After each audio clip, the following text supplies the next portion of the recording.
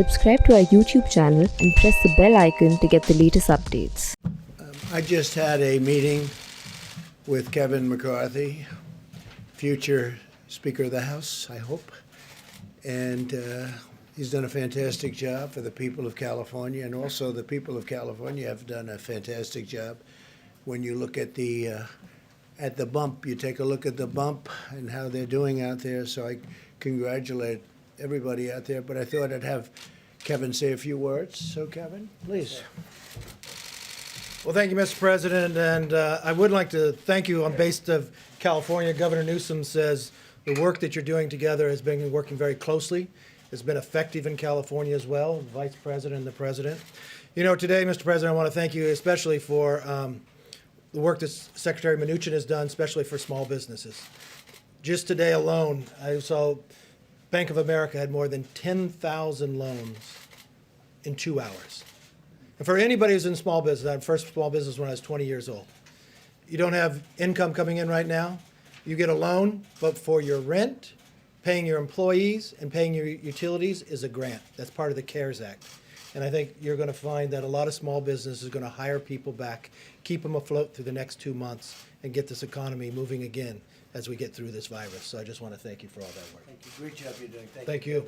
Great. Thank you. You go ahead. I'll talk to you later. All right.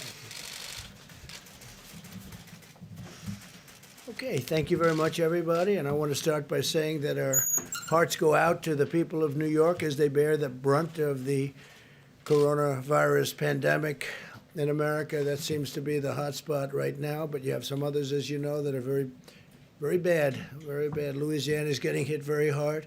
Parts of Michigan are getting hit very, very hard. New Jersey is surprisingly, it's much greater than anybody would have thought. They're doing a really good job. Governor's doing a really good job out there. New York's first responders, EMTs, doctors, nurses are showing incredible courage under pressure. They're the best in the world. We will take every action and will spare no resource, financial, medical, scientific. We will not spare anything. We'll get it back into shape. The Empire State, the governor's doing an excellent job. They're all working very hard together. At the request of the governor, as you know, the Javits Center, we have 2,500 beds, and we're going to allow that to be a system where this horrible disease can be looked after, the patients can be looked after. That was going to be for regular medical problems such as accidents. And, you know, it's very interesting. The governors tell me we don't have too many accidents. There are very few people driving. So we're going to put that facility into play, which is a big facility. The ship will be staying the way it is, but we're putting that facility into play to help them. And today also the CDC is announcing additional steps Americans can take to defend against the transmission of the virus. From recent studies, we know that the transmission from individuals without symptoms is playing a more significant role in the spread of the virus than previously understood. So you don't seem to have symptoms and it still gets transferred. In light of these studies, the CDC is advising the use of non-medical cloth face covering as an additional voluntary public health measure. So it's voluntary. You don't have to do it. They suggest it for a period of time, but this is voluntary. I don't think I'm going to be doing it, but you have a lot of ways you can look at it as follows. The CDC is recommending that Americans wear a basic cloth or fabric mask that can be either purchased online or simply made at home, probably material that you'd have at home. These face coverings can be easily washed or reused. I want to emphasize that the CDC is not recommending the use of medical grade or surgical grade masks, and we want that to be used for our great medical people that are working so hard and doing some job. Medical protective gear must be reserved for the frontline healthcare workers who are performing those vital services. The new mask guidelines also do not replace CDC's guidance on social distancing, including staying in your home when possible, standing at least 6 feet apart for a period of time. Again, we're going to all come back together here. We're going to all come back together and practicing hand hygiene, which we should do anyway. A lot of things I think are going to spill over. Shaking hands maybe will stay with our country for a long time beyond this. One of our great doctors was telling me that, as you know, we have flus every year, and the number of people killed by the flu is very substantial. It said that if they didn't shake hands, that number would be substantially lower. So maybe it'll stay. Maybe some of these things long term will be good. But those guidelines are still the best and the safest way to avoid the infection. So with the masks, it's going to be really a voluntary thing. You can do it. You don't have to do it. I'm choosing not to do it, but some people may want to do it, and that's okay. It may be good. Probably will. They're making a recommendation. It's only a recommendation. It's voluntary. We're also taking action to ensure the cost of no barrier to any American seeking testing or treatment of the coronavirus. The largest insurer nationwide, the Blue Cross Blue Shield system, has now announced that it will not require any copays, which is really something. That's a tremendous statement, from patients of the virus treatment for the next 60 days, similar to the commitments of Cigna, Humana, Anthem. Those are great companies, and they're all doing the same thing. So copays, for them to do that it's a big statement. We appreciate it. Today, I can so proudly announce that hospitals and healthcare providers treating uninsured coronavirus patients will be reimbursed by the federal government using funds from the economic relief package Congress passed last month. So that was as per the question yesterday, and actually the day before yesterday. This should alleviate any concern uninsured Americans may have about seeking the coronavirus treatment. So that's, I think, answers the question pretty well, and very much in the favor of our great people. I'm also signing a directive invoking the Defense Production Act to prohibit export of scarce health and medical supplies by unscrupulous actors and profiteers. The Secretary of Homeland Security will work with FEMA to prevent the export of N95 respirators, surgical masks, gloves, and other personal protective equipment. We need these items immediately for domestic use. We have to have them. But we've done really well with the purchase of items, and you'll be hearing about that shortly. We've already leveraged the DPA to stop the hoarding and price gouging of crucial supplies. Under that authority, this week, the Department of Health and Human Services, working with the Department of Justice, took custody of nearly 200,000 N95 respirators, 130,000 surgical masks, 600,000 gloves, as well as bottles, many, many, many bottles, and disinfectant sprays that were being hoarded. All of this material is now being given to healthcare workers. Most of it's already been given out. And we've given a lot to New York, a lot to New Jersey, a lot to other places. In addition, to ensure that healthcare workers in New York have the protective equipment they need, the federal government, in the name of the Department of Defense, is providing about 8.1 million N95 respirators, Department of Defense. And we've already given 200,000 of them to New York City. Mayor de Blasio needed them very badly, so we got them to Mayor de Blasio in New York City. They were very grateful. 8.1 million, and we're going to be increasing that number from 8.1 million to more. That's a lot of N95 respirators. Today, my team spoke with the CEO of Ochsner Health and the CEO of LCMC, the two largest health systems in New Orleans. They said they feel that they currently have enough ventilators. I think a lot of people are going to have enough ventilators and masks and appreciate what we did and all of the things we've been doing with them, working with them. The CEO of Ochsner, Warner Thomas, who's really been fantastic, I have to say, indicated a need for 230,000 surgical gowns, and I instructed FEMA to deliver them tomorrow, so they'll have the 230,000 That's Louisiana, New Orleans. 230,000 surgical gowns. They'll have them by tomorrow.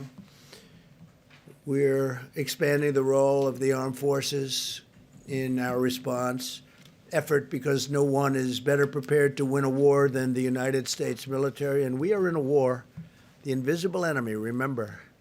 Over 9,000 retired Army medical personnel have answered their nation's call and are now supporting field hospitals and medical facilities all across the country, like what I just told you, that Governor Cuomo requested we do something in Javits where we take it over.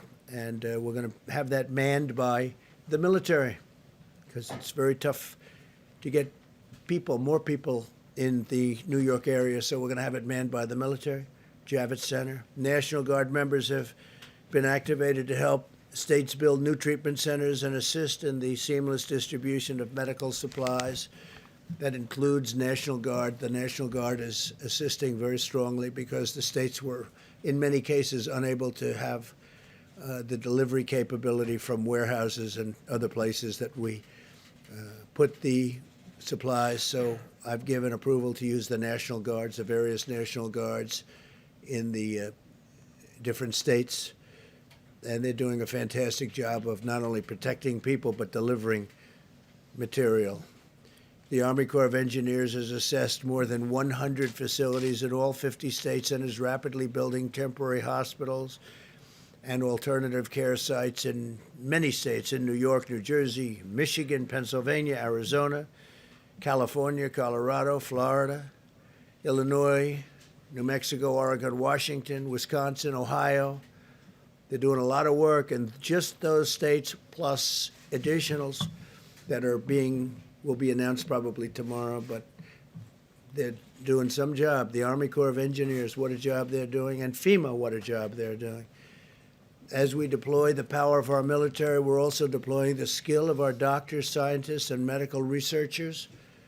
We continue to study the effectiveness of hydroxychloroquine and other therapies in the treatment and prevention of the virus, and we will keep the American people fully informed in our findings. Hydroxychloroquine, I don't know, it's looking like it's having some good results. I hope that would be a phenomenal thing, but we have it right now.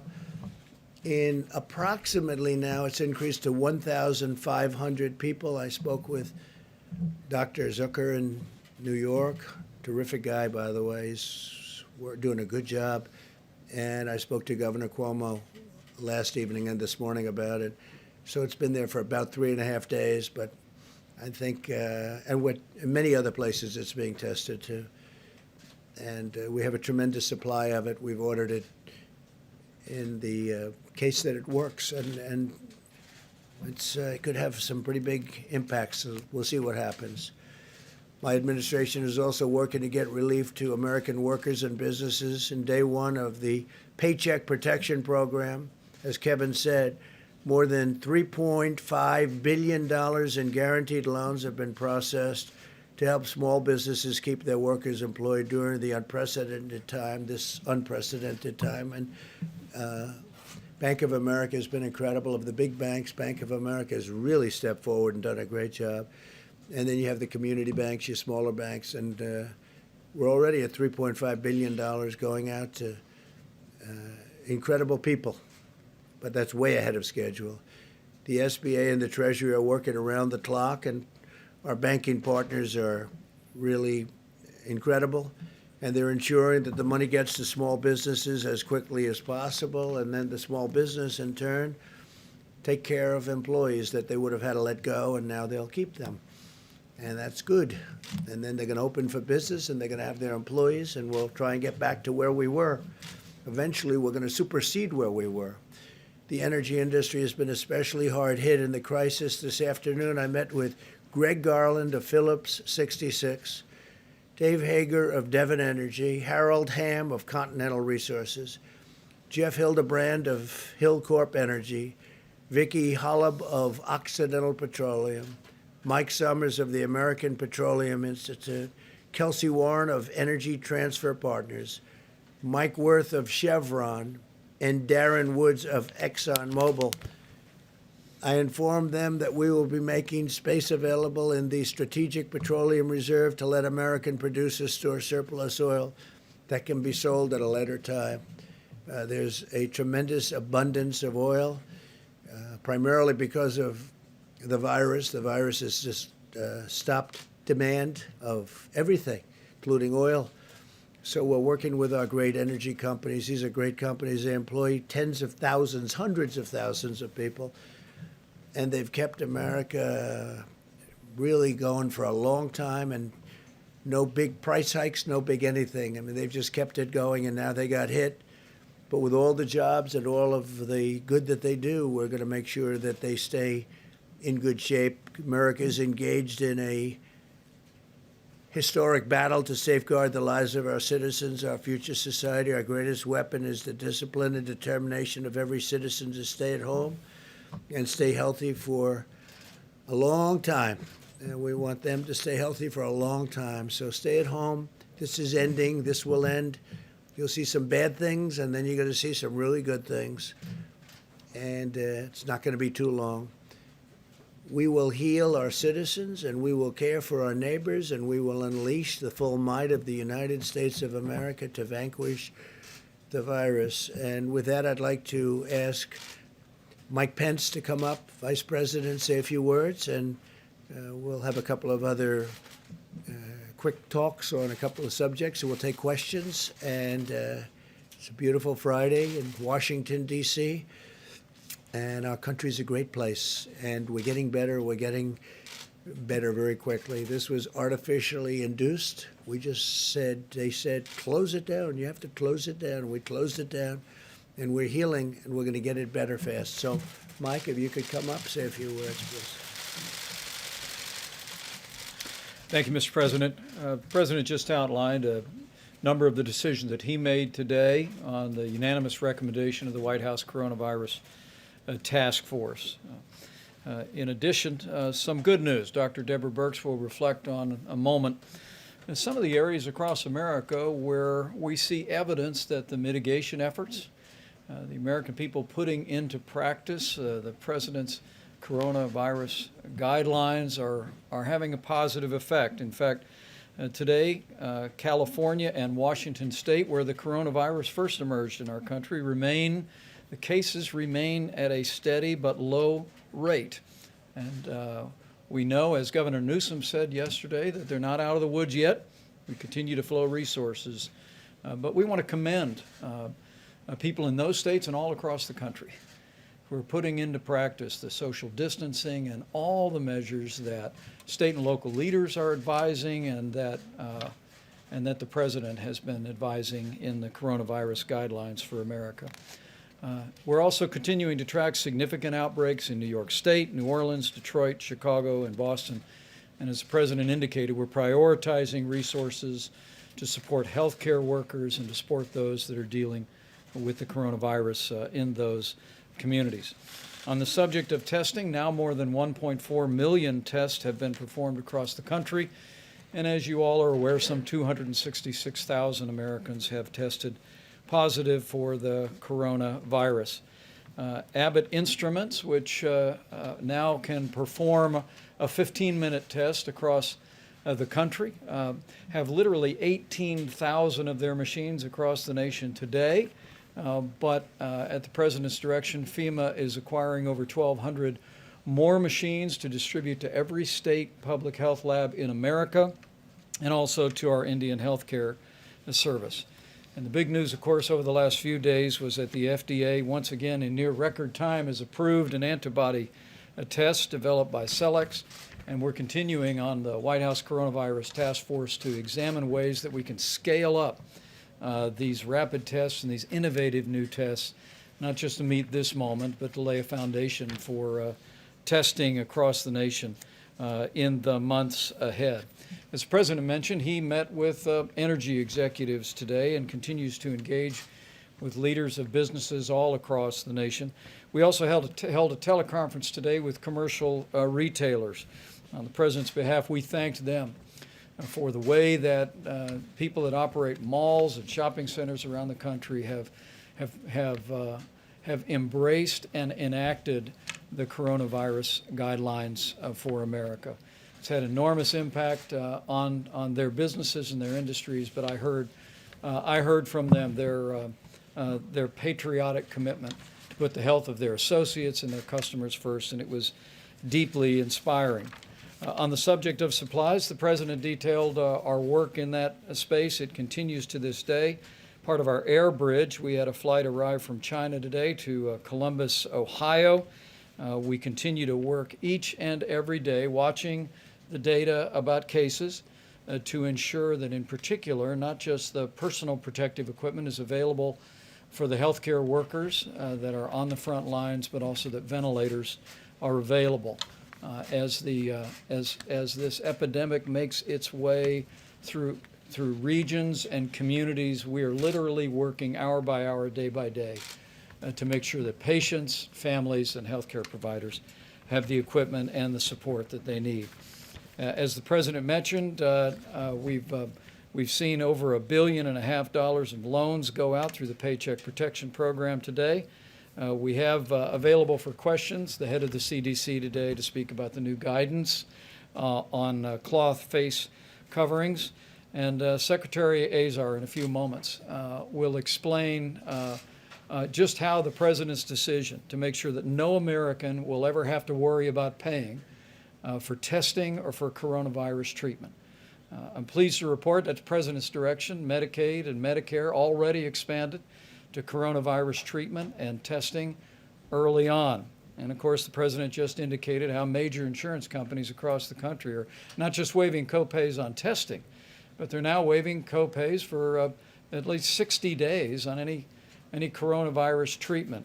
But now, as Secretary Azar will enumerate, and now we'll make sure that any American, even those that have no insurance, will be able to receive treatment in a hospital and never have to worry about the bill. I just give a gentle reminder to every American, if there is evidence across the country that you're putting into practice the coronavirus guidelines for America. Every American has a role to play, and I want to thank you on behalf of the President and all of the American people for the way that you're stepping forward, you're engaging in the social distancing and doing the things that will slow the spread. We encourage you to keep on keeping on. We will get through this, America. We will get through the coronavirus to that day of renewed health, renewed prosperity that the President always describes. But we'll get through there sooner, and we'll get through there when we work together. Dr. Burke? Thank you, Mr. Vice President, Mr. President. Thank you for your words of discipline and determination. I guess that really describes what we're asking every American, to really be disciplined about these guidelines and really determined to stay in that space of execution. You know, we are just in week 3 of this full guidance measure. We really do appreciate the work of the citizens of California and Washington State, because we do see that their curve is different. Their curve is different from New York, New Jersey, and Connecticut. And we really believe that the work that every citizen is doing in those states is making a difference, and it will make a difference for the frontline healthcare providers. We also are deeply grateful that despite the way their curve looks today, they continue to get ready for a different potential so that they can ensure that patients, if they do get sick, have options and availability. To all the frontline healthcare workers in what we have referred to as hot zones, areas where the number of cases are quite significant, the New Orleans, the New York City metro area, including New Jersey and Connecticut, the incredible work that the frontline healthcare workers are providing. We're really working now at a much more granular level, talking directly to hospitals to ensure that they have the supplies that they need in coordination with state and local governments. And to work, I think we discussed it yesterday, but I think it was quite clear also and reiterated by Governor Cuomo today, that we have to support one another as each of these different metro areas and other areas move through their peak of new infections. When we talked about it at the beginning of this week, we talked about this week and next week being incredibly difficult. And we want to recognize the number of Americans who have lost their lives to this virus and recognize the sacrifice that healthcare providers are making both in their care, but I think I'm very uplifted by hearing their messages to families and their compassion for others to provide that kind of support to the individuals in the hospital. We continue to watch, in addition, the Chicago area, the Detroit area, and have some developing concerns around Colorado, the District of Columbia, and Pennsylvania. So as you can see, each of these will follow their own curves. We'll be getting more and more of those case over time information in a very granular way to each and every one of you so that we can follow these epidemiologic curves as each of these states, counties, and communities move through this together in solidarity, and really ensuring that we can move supplies creatively around the country to meet the needs of both the frontline healthcare providers, but also every American who needs our support right now. Thank you. Thank you very much. Well, thank you, Mr. President, for your continued leadership as we battle the coronavirus. First, I want to thank all of the members of the HHS team and the frontline healthcare workers across America, including those service workers who serve in our hospitals and our healthcare facilities, those who clean, those who deliver, those who stock the shelves, all those who are going into battle every day against the virus. Your country's asked you to serve as never before, and you have responded heroically. I'm going to provide a brief update on the administration's plans to cover the testing and treatment for the uninsured. Getting the uninsured access to the care they need is a top priority for President Trump. We are already rolling out the $1 billion in funding from the Families First Coronavirus Response Act to cover providers' expenses for testing and diagnosing the uninsured. The CARES Act, signed by the President, includes another $100 billion for healthcare providers. Under the President's direction, we will use a portion of that funding to cover providers' costs of delivering COVID-19 care for the uninsured, sending the money to providers through the same mechanism used for testing.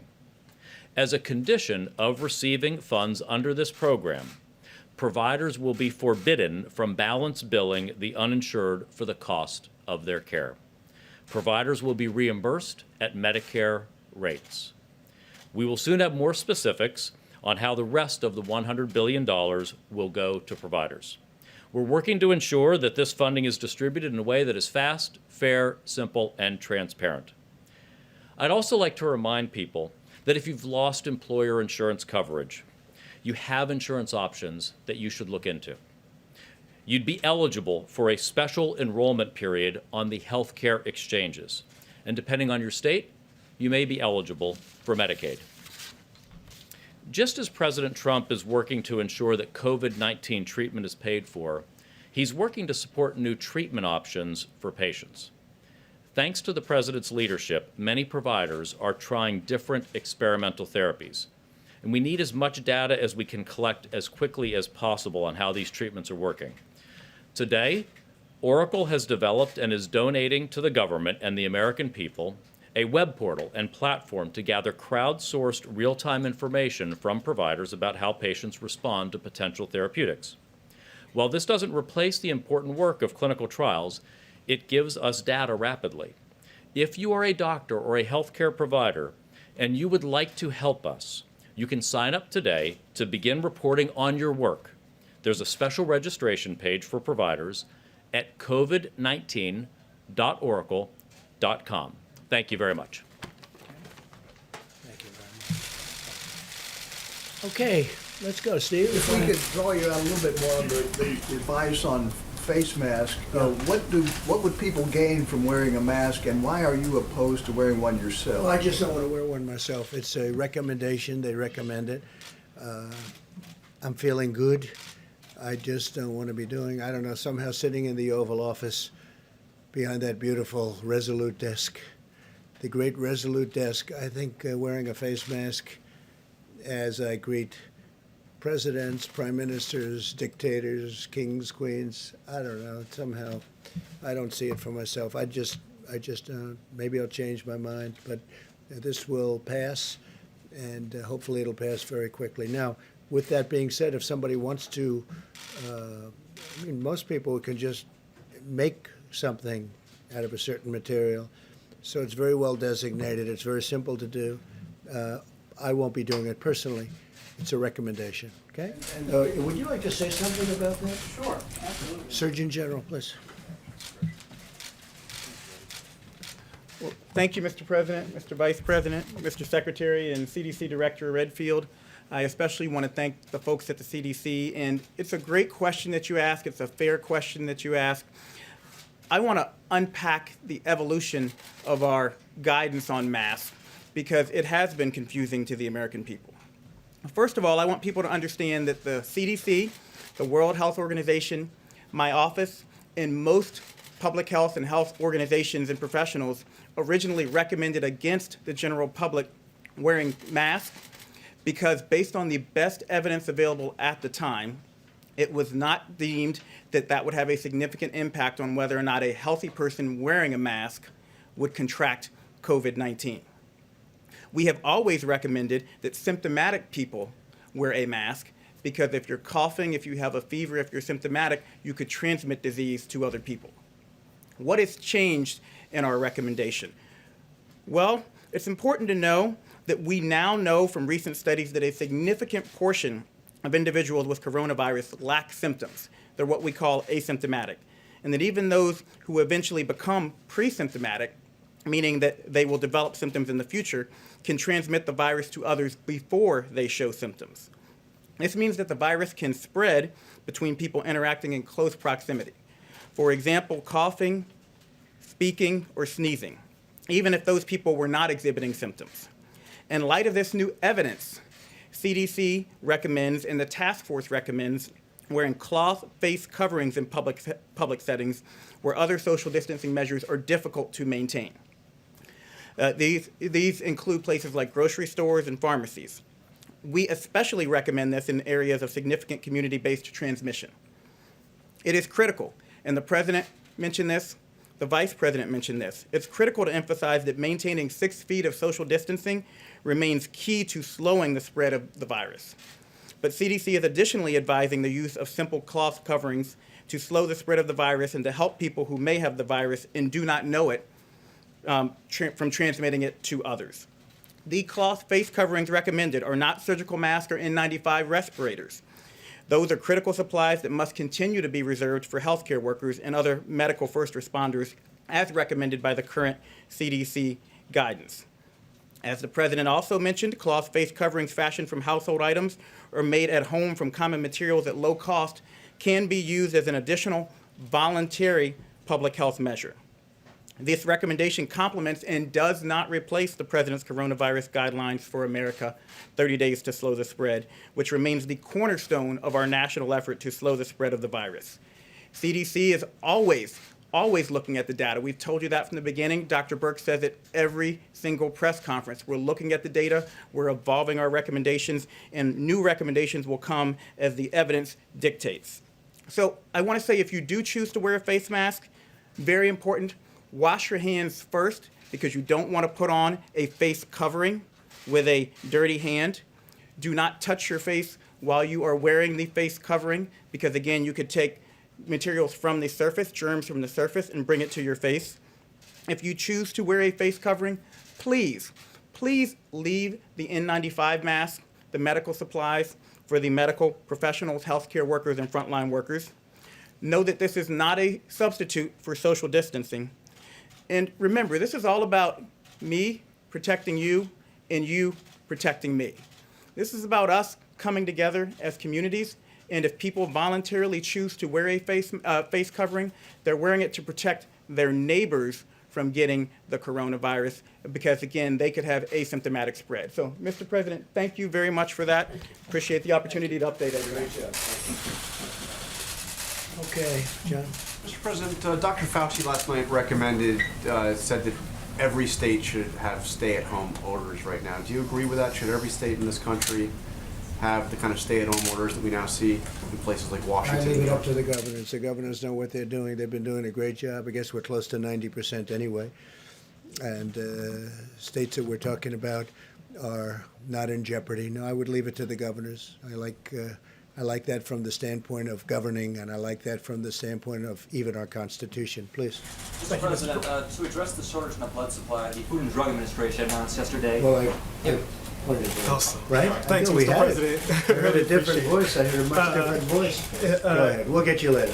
Going to the oil meeting previously, Yeah. is the U.S. willing to cut domestic oil production? What came out of the meeting? What was the consensus? Well, a lot of things came out. It's a great industry. It's an important industry. It's a tremendous job-producing industry, and it's just vital. And it was also very interesting because they all were given the test before they came into the room. So you have the head of ExxonMobil, you have all these guys taking the test, and they all passed with flying colors, so that was good. They left happy in that respect, at least. There's just an overabundance of oil right now, oil and gas, a tremendous overabundance, and it was caused, they were doing a great job. They were producing a lot of energy, but then you had the virus come along and it knocked another 35%, maybe 40% off of the market. So there's too much oil, there's a glut, and these are great companies, and they'll figure it out.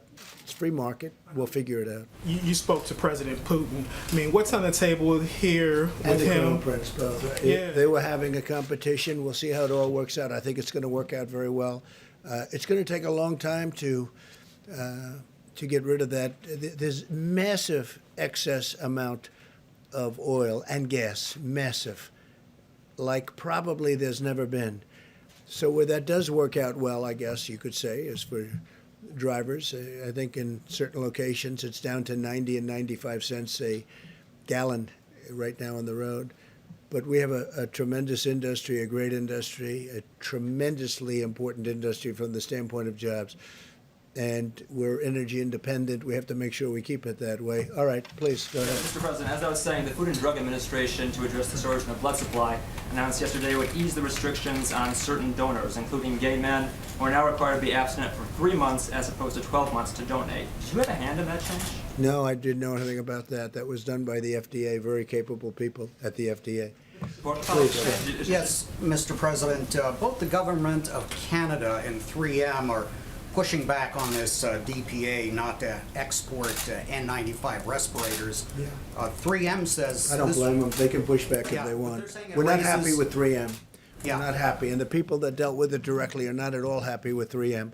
So we'll see whether or not we do. I heard what he had to say today. I don't know the gentleman, but we're not happy with 3M. Go ahead. And where is Dr. Fauci? I don't know, but every time you ask that question, whenever he's not here, you look, you say, where is he? And you'll say, is there a problem? No problem whatsoever. Every time he's not here, sometimes I'll ask him to come because that's the first question that you and a couple of others from the fake news establishment ask is, where's Dr. Fauci? We're doing great together. Different subject, if I may Except ask. we're covering a different subject today. Go ahead. Different subject, if I Go ahead, may Jim. ask. Try another Mr. one. President, you have said nobody could have seen this pandemic coming. But in fact, Secretary Azar at a biodefense summit in April 2019 said, of course, the thing that people ask, what keeps you most up at night in the biodefense world? Pandemic flu, of course. I think everyone in this room probably shares that concern. Your own Health and Human Services Secretary was aware that this had the potential of being a very big problem around the world, a pandemic of this nature. Who dropped the ball? Well, I always knew that pandemics are one of the worst things that could happen. There's been nothing like this since probably 1917. That was the big one in Europe. It started actually here and went to Europe, probably. I've heard about, excuse me, wait a minute, let me finish. I've heard about this for a long time, pandemics. You don't want pandemics. And I don't think he was talking about a specific pandemic. He was talking about the threat of a pandemic could happen, and it could happen. Most people thought it wouldn't, and most people didn't understand the severity of it. This is very severe. What's happened is very severe. But I'd let you answer that. I assume that he was talking about the concept of a pandemic. Thank you, Mr. President. Actually, absolutely. For 15 years now, this country has had a massive effort at the federal, state, and local level of preparedness for pandemic. Now, that largely has been, as I said in those remarks, about pandemic flu preparedness. We knew about SARS, we knew about MERS, which were earlier modifications or variants of the coronavirus. None of those achieved anything like what we're seeing today.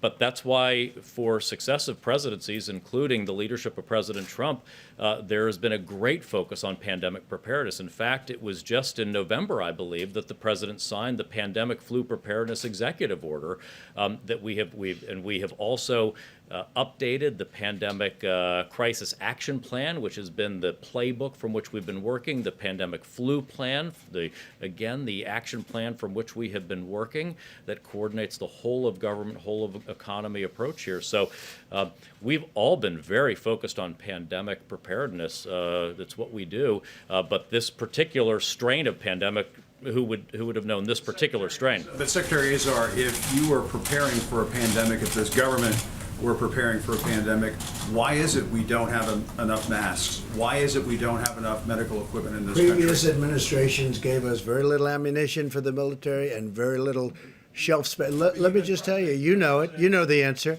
The previous administration, the shelves were empty.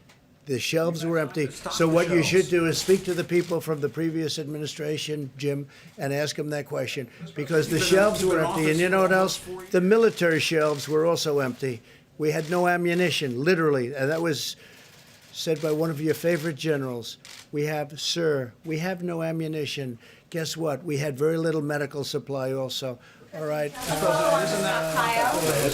Go ahead. We'll get it back. We'll get you back. We'll get you back, please. What about that question? Jim, I said we'll get you back. Please, go ahead.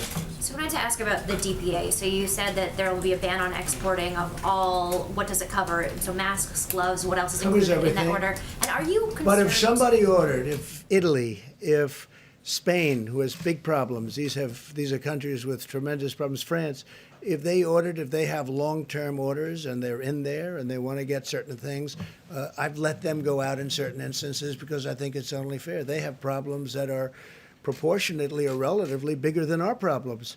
So if they ordered something and they're waiting for, as an example, masks made here and going to Italy, I'm not going to be stopping that. I think it would be very unfair.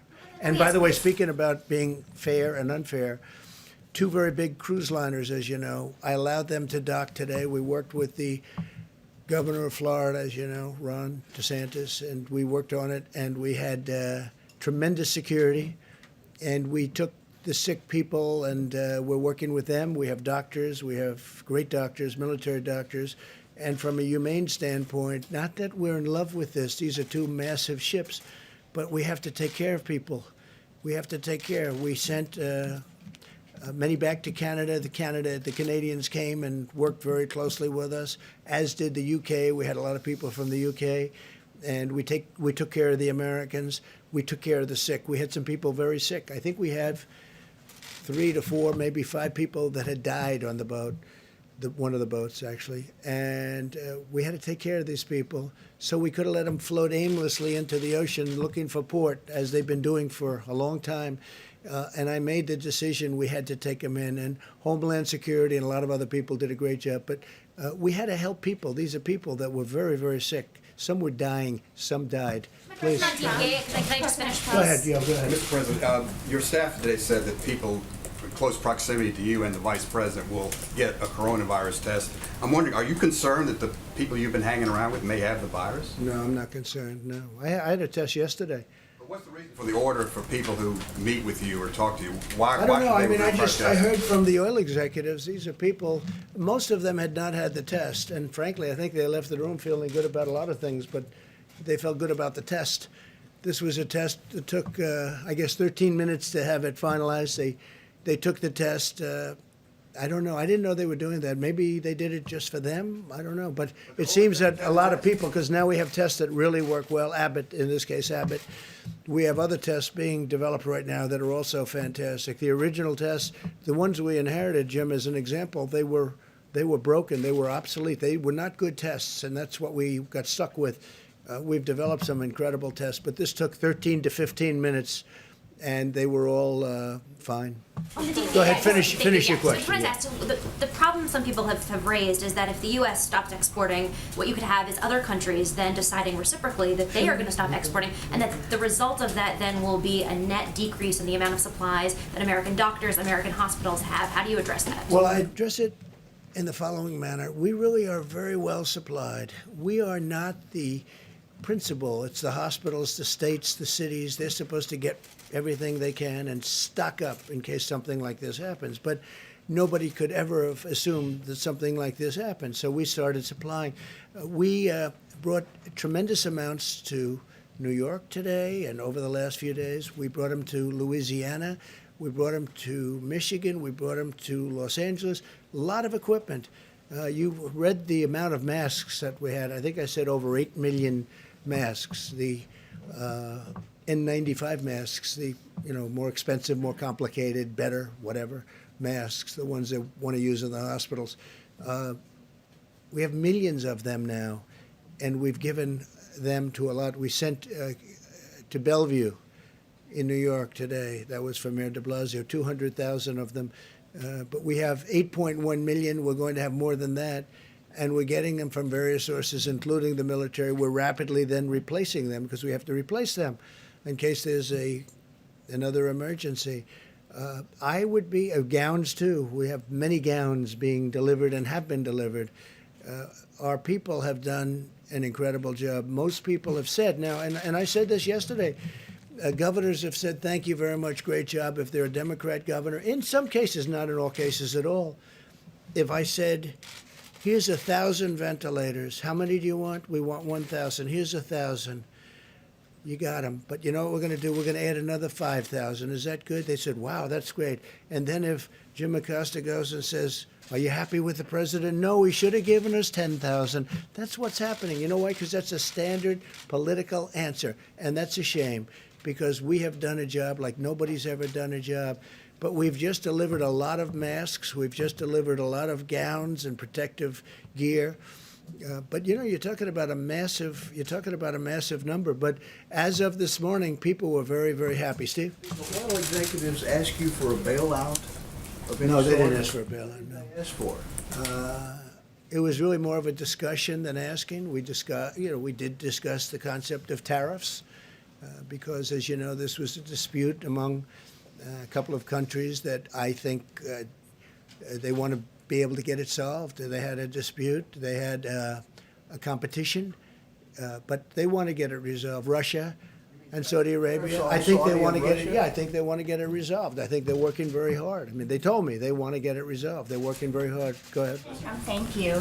Yesterday, Jared Kushner said the notion of the federal stockpile was it's supposed to be our stockpile. It's not supposed to be state stockpiles that they then use. What did he mean by our? Oh, what are you asking? And I mean, even the fact that taxpayers from what's that? every It got state you. pays I got for you. it. You No, used it's the not word a hour. gotcha. What did Hour. he You know mean? what hour means? United States of America. That's what it means. It means The states. hour. It means the United States of America. And then we take that hour and we distribute it to the states. Not Say that we it's have not to, supposed to be state stockpiles that they then because we use. need it for the government and we need it for the federal government. But when the states are in, to also keep, Giving it to if it's not to the states.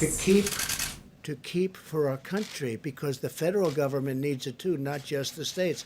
But out of that, we oftentimes choose. As an example, we have almost 10,000 ventilators, and we are ready to rock with those ventilators. We're going to bring them to various areas of the country that need them.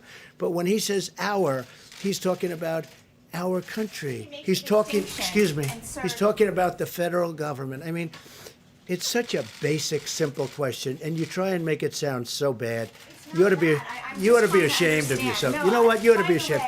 It's such a simple question. He said our. And our means for the country. And our means for the states because the states are a part of the country. Don't make it sound bad. Don't make it sound bad. Go ahead, Steve. Go ahead, back here. You just asked your question. You just asked your question in a very nasty tone. Let's go. You didn't give me an answer. Please. Mr. President, I gave you a perfect answer. You know it. Go ahead. Well, just to follow up on that, when we have the federal stockpile, I mean, isn't that designed to be able to distribute to the states? Sure, if but they it's need it? also needed for the federal government. We have a federal stockpile and they have state stockpiles. And frankly, many of the states were totally unprepared for this. So we had to go into the federal stockpile. But we're not an ordering clerk. They have to have for themselves. Now, some of the states were in good shape. Some of the states were not in good shape. That's probably something you could expect. We have been helping states. We have been spending a tremendous amount of time, effort, and billions of dollars on making sure that they have what they have. I mean, take New York. We built them hospitals. I built them 4 hospitals, built them medical centers, sent a ship with 1,000 rooms and 12 operating rooms. And then on top of that, gave vast numbers of ventilators and vast numbers of surgical gowns, equipment, masks, everything else. Now, they had a chance to order ventilators over the years. They had a chance to order a very big, but they didn't choose to do it. We were there and we helped them. And I think the governor of New York is very thankful for the help that we gave. But we have a stockpile. It's a federal stockpile. We can use that for states or we can use it for ourselves. We do use it for the federal government. We have a very big federal government. Go ahead. Have you decided not to use your powers to be essentially a traffic cop for all the essential medical supplies that are We're needed? not a in this? traffic cop. We're a humanitarian cop. We help. It's like the ships. Do you think we wanted to take 2 big ships into our country that have obvious problems, and you know the problems I'm talking about? So I have a decision to make. Do I take them in or do I save lives? Okay? Do I take them in or do I save? I decided to take them in. And we have tremendous protection. We have great doctors there to help the people. They had 4 or 5 people that died. That was as of last night. They died on the ships. We took care of it. And now the people are in the process of, and many are already back in Canada, they're back in the UK, United Kingdom, and many of them were American citizens. Some were very sick. We're taking care of the sick people. We're testing all of the others very, very carefully. Very, very carefully. They are being tested like you wouldn't believe. And we solve a humanitarian catastrophe. You know why? Because nobody else would take the ships. Nobody else would take them. So we docked them in, I think, Fort Lauderdale. Why you don't say we're the federal government and there's a shortage of masks and other things, and we're going. We do say that. We say and we use the act. Excuse me. We do say that, and we use the act, and we've used it a number of times very powerfully. And a lot of times we don't have to use it because we say we're going to use it if you don't do this or that. And then we also have companies that act incredibly well. We have plenty of them, mostly them. But we've used the act very powerfully. And a lot of times you don't have to exercise the act. All you have to do is tell them, look, if you don't do this, we're going to use the act. And we've done a good job with it, maybe a great job. Yeah. Mr. President, there are news reports that you want to sign the stimulus checks that are going out here in several months. Is that right? Do you want to sign those checks? Me sign? No. There's millions of checks. I'm going to sign them? No. It's a Trump administration initiative, but do I want to sign them? No. The people are getting their money. There's a lot of stimulus going in a lot of different ways. There's also stimulus going for companies that would, if it weren't for our government, would not, and some companies that were very strong a month ago. Again, we had the strongest economy in the world. We had our best ever. We had probably the best economy in the history of the world, bigger than China, bigger than anybody. And one day we have to say, close it up, stop. Everybody go home. And you know what? It's pretty tough to do that. That's another thing, that there are rumors that these checks may not go out for another 4 months. Like if you don't have I don't know. All I can tell you is the small business today is that we're way ahead of schedule. There is a problem which I pointed out. I said you shouldn't do it this way with unemployment. We're 40-year-old equipment by the states. We're sending the money to the states. Once the money is sent to the states, then the states, whether they're Republican or Democrat, have to get the money out to the people. Hopefully they will be able to do it. But many of those states have 40-year-old computers. I don't know that they're equipped. I wanted to give the money direct, if that's what you're talking about. I wanted to give the money out direct. It would have been much easier. But the Democrats and some people said, no, let's do it the complicated way. I'm talking more about the stimulus checks. All right, well, I was talking about both. Yeah. Yeah, We they'll want people get, to they their will. money. Go ahead, please. Thank you, sir. I'd like to ask questions both for myself and some of the other reporters who aren't in the room, social distancing. First of all, and this is for yourself and Dr. Birx, what percentage of the population do we suspect to be asymptomatic at this point? Is there a way to figure that out? Seems like the antibody test might be able to assist in determining that number. Yeah, thank you. So while we're working diligently in the midst of the crisis to make sure that the healthcare workers and everyone who is sick gets provided for, at the same time, we're working on tests and assays that will be critical for surveillance. And at the same time, working on plans for what we need to do as this moves through the population and we get on the downside, which we're not there yet. And hopefully most of the states will say, like California and Washington, and then what we need to do to be prepared for fall. So all three of those things are happening simultaneously, and there's people working on each one of those work streams. The antibody piece is critical, as you described, because at this time, we can't, if we have, let's say asymptomatic status is inversely related to age. And so the younger you are, the more likely you are to be asymptomatic. We have to know that because we have to know how many people have actually become infected. So when we talked about 5 days ago, I think on Monday, I called on universities to work on an ELISA-based test to test for their health workers and really get through that. At the same time, the private sector is working on tests. And what do we want those tests to be? We want those tests to be like what we use for HIV and malaria. Finger prick onto a cassette, you get a line if you're positive, and you get a control line. Negative, the line isn't there, and there's the control line. That's our dream assay because it's a finger prick. In the meantime, we're not waiting. I mean, we're pushing for that. At the same time, we're asking to develop an assay, the ELISA-based assay, which requires a tube of blood. And that's why we're also talking about, could we use dried blood spots? We also put a call directly out to the military because of the Roosevelt to really test all of the sailors on the Roosevelt with an antibody test to get to this critical issue of asymptomatic and already pre-existing antibody. That would be if the first responders knew they already had it and they had protective antibody, if the nurses knew, the doctors knew, if your school teacher knew, then it's a very different dialogue. So we understand the importance of that, and we understand how important it is in relationship to understanding this epidemic. One other comment, because I know we're always saying who knew what when. I just want to make clear, there's 150 plus countries working on this collectively together. It's devastating for every single country. When we get through this, we can go back and look at what happened, where, and what does this epidemic look like. And when you get through it, then you can validate every model there is known to man.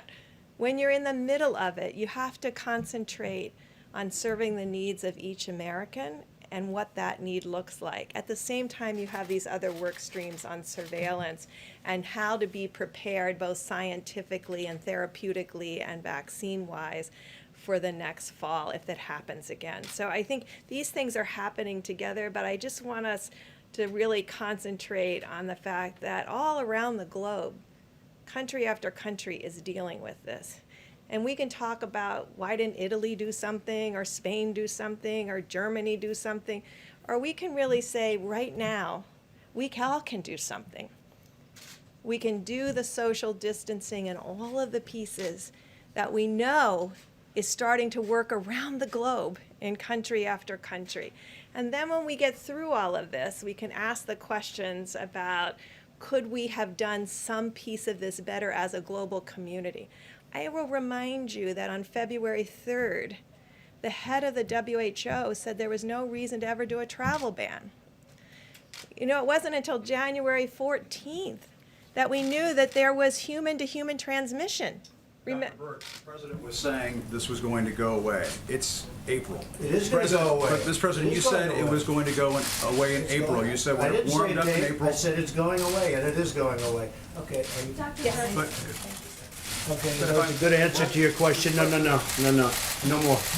That was a long but a very good answer. That was enough for you. Insurance coverage. Mr. President, on the insurance coverage for treatment, when your government is trying to make sure that people are covered on the treatment, we're going to do that.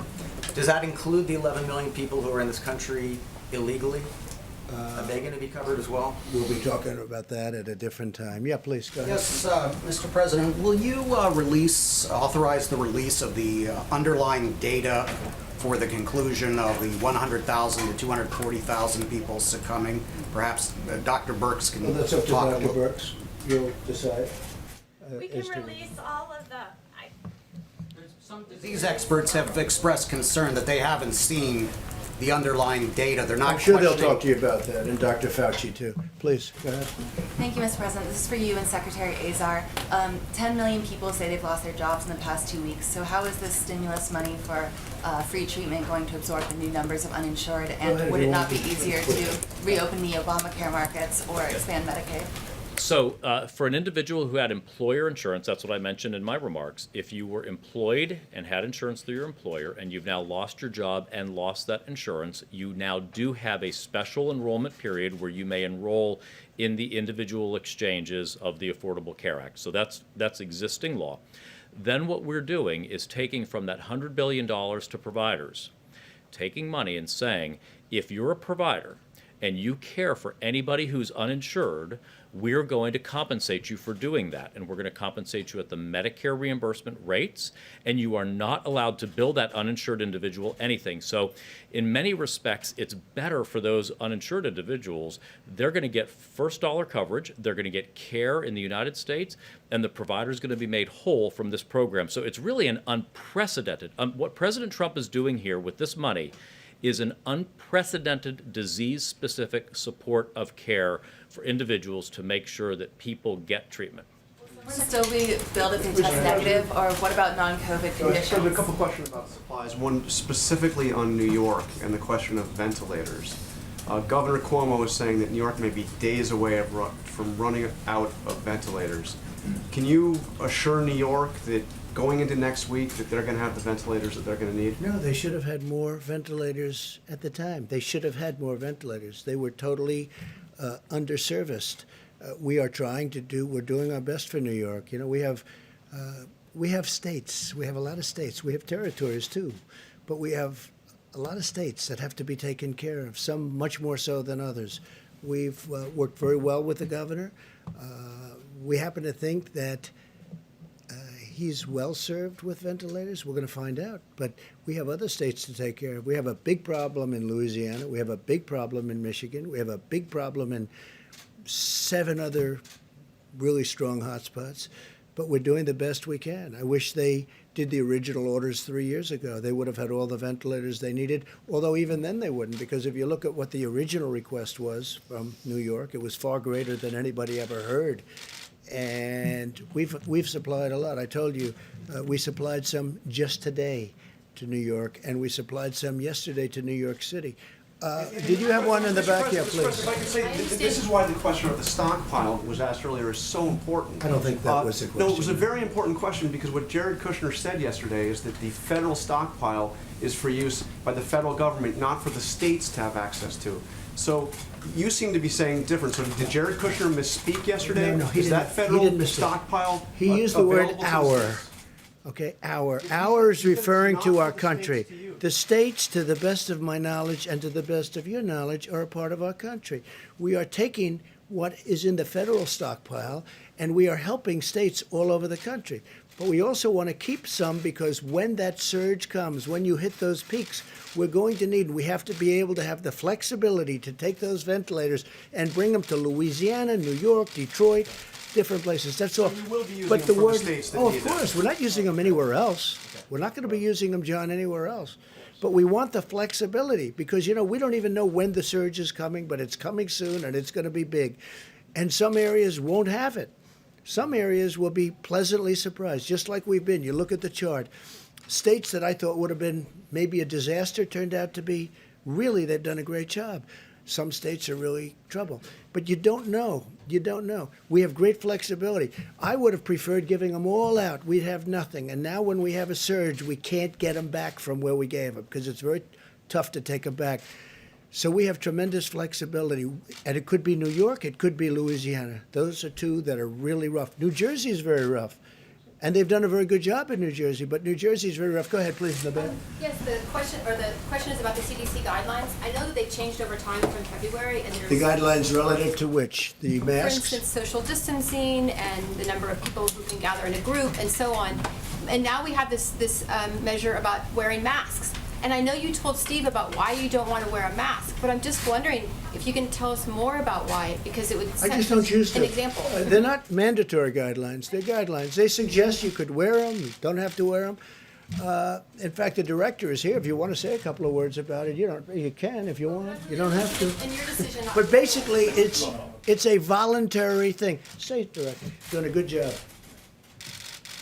Thank you very much. I think I just want to reemphasize, I've said this before, that we're not defenseless against this virus. We have a powerful tool, a powerful weapon, that is social distancing.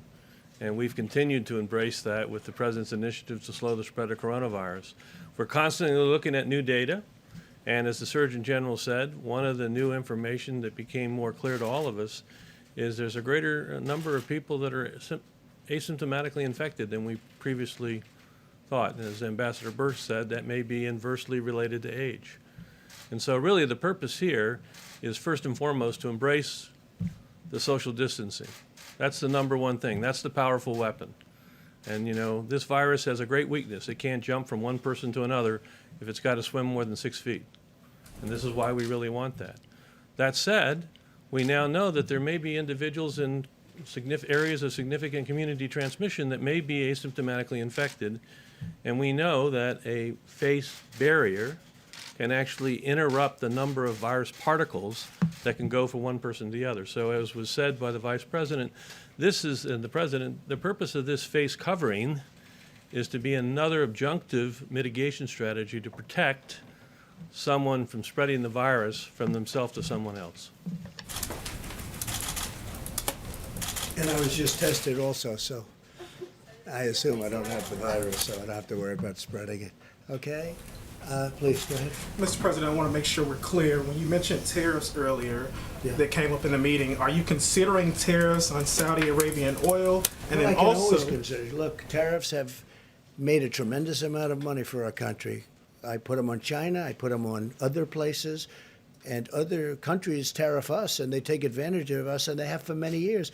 Look, countries have taken advantage of the United States for years. They've ripped us off like nobody can even believe, whether it be on manufacturing, whether it be on exporting, whether it be on almost anything, including military, where we provide virtually free military assistance to countries that, frankly, take advantage of us, don't even like us, okay?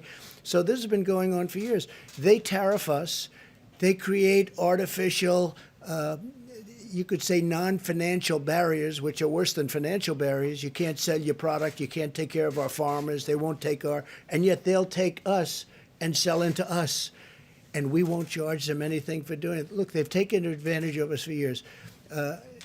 Tariffs are a way of evening the score. Tariffs are a way of just neutralizing. They have tariffs on us, and we now can put tariffs on them. Am I using it for oil? It's something we can. No. Am I doing it now? No.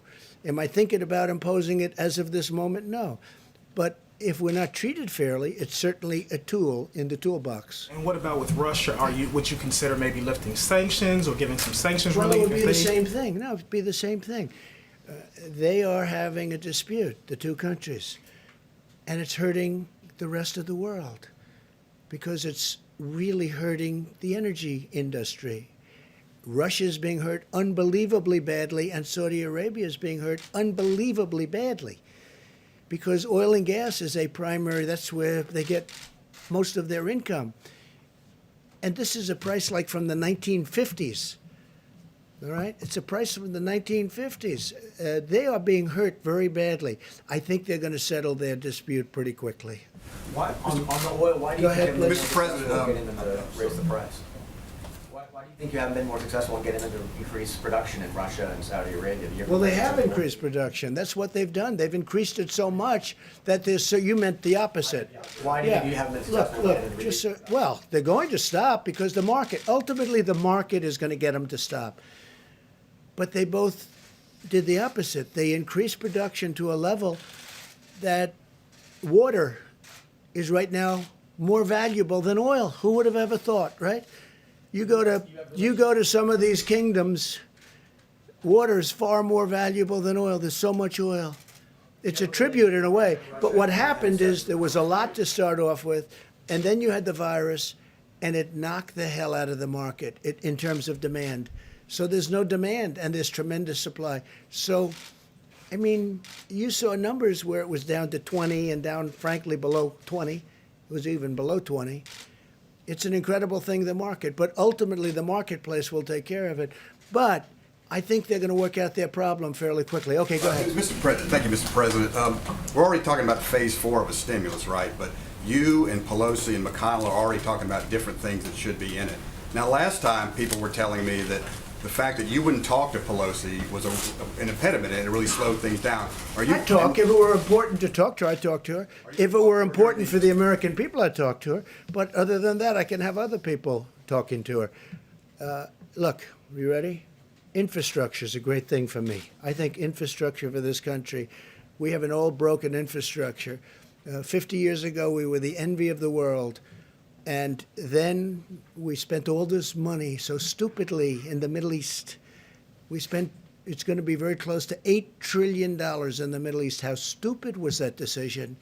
But they spent it on that and other things. We've got to fix our infrastructure. That means roads, highways, tunnels, airports, everything. We got to fix our infrastructure. And the beauty is because of the fact that we are so strong as a country, we're borrowing at zero.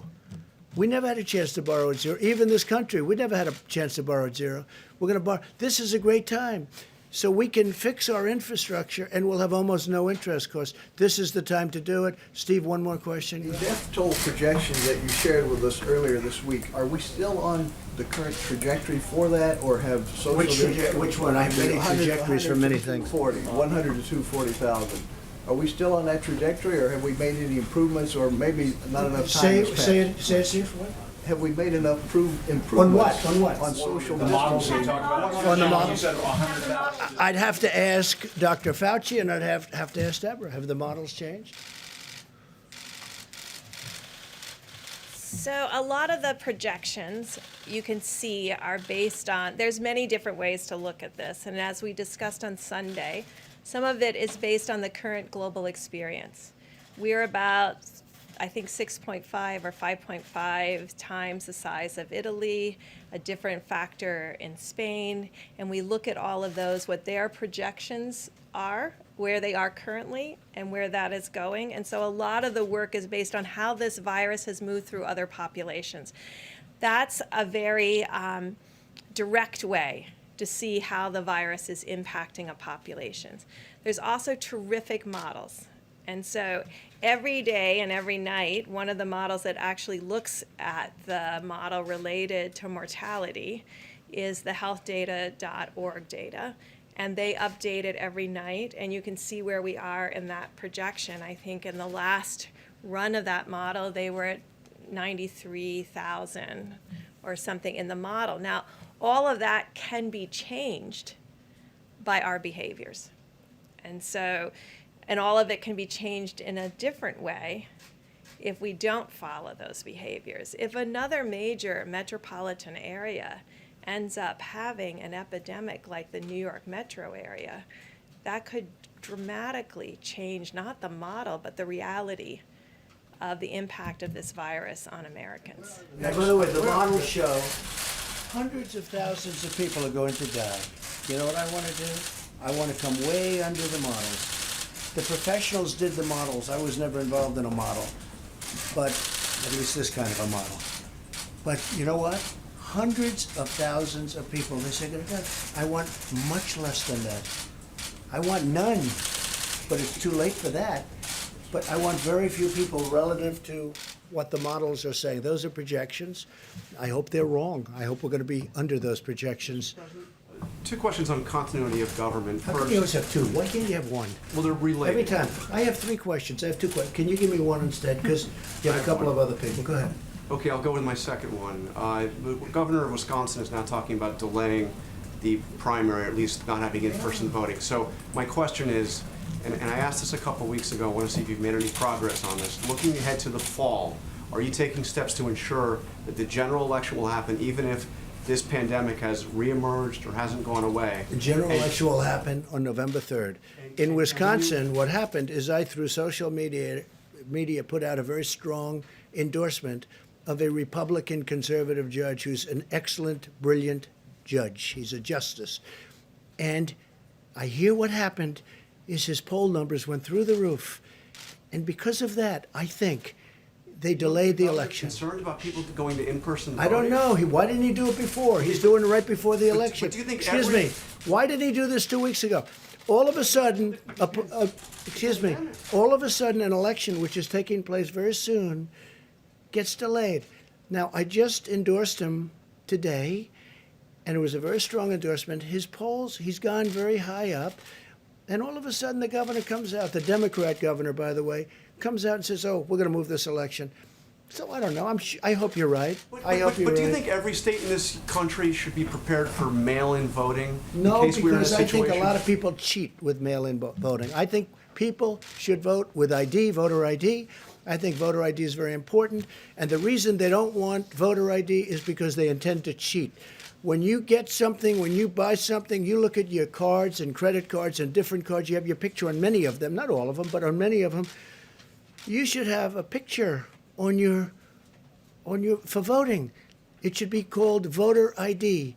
They should have that. And it shouldn't be mail-in, it shouldn't be mail-in voting. It should be you go to a booth and you proudly display yourself. You don't send it in the mail where people pick up all sorts of bad things can happen by the time they sign that, if they sign that, by the time it gets in and is tabulated. No, it shouldn't be mailed in. You should vote at the booth and you should have voter ID. Because when you have voter ID, that's the real deal. Thank you very much. We'll see you tomorrow.